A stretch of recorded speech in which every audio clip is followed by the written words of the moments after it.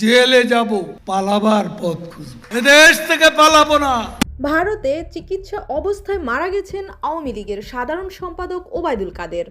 কিন্তু এই খবর কি সত্য নাকি এটা আরেকটি ভুয়া গুজব? চলুন জেনে নেই পুরো বিষয়টি। গত কয়েক ঘন্টায় ফেসবুক, হোয়াটসঅ্যাপ এবং ইউটিউব শর্টসে একটি স্ক্রিনশট ও কিছু ভয়েস মেসেজ ঘুরছে, যেখানে দাবি করা হচ্ছে ভারতের একটি হাসপাতালে চিকিৎসাধীন অবস্থায় ওবায়দুল কাদের নাকি মারা গেছেন।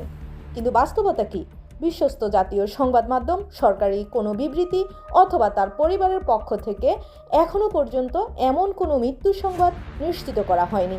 যখন কোনো গুরুত্বপূর্ণ ব্যক্তির মৃত্যু ঘটে, সেটা প্রথমেই আসে বড় নিউজ পোর্টাল, টিভি চ্যানেল ও সরকারি সূত্রে।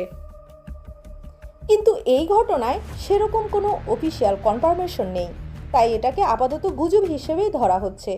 ভেরিফাই না হওয়া কোনো মৃত্যু সংবাদ শেয়ার করার আগে দয়া করে দুইবার চিন্তা করুন। আপডেট পেলে আমরা আপনাদের সবার আগে জানাবো। ভিডিওটি ভালো লাগলে লাইক দিন, শেয়ার করুন এবং চ্যানেলটি সাবস্ক্রাইব করতে ভুলবেন না।